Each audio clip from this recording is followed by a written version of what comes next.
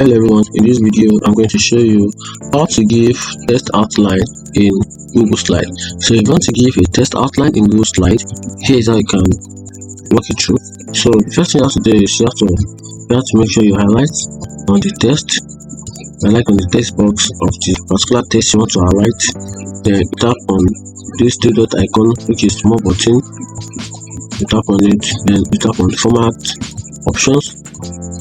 Then from there, just tap on this option, which is drop shadow. Just tap on it. Make sure you check this particular box. Make sure you check it.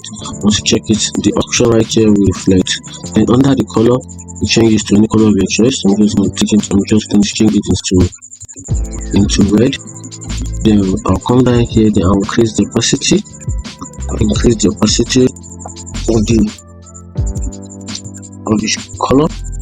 Then I'm going to also increase the angle where I want. Then also I can also increase the distance. You can see where I want. Then I can also blur the radius.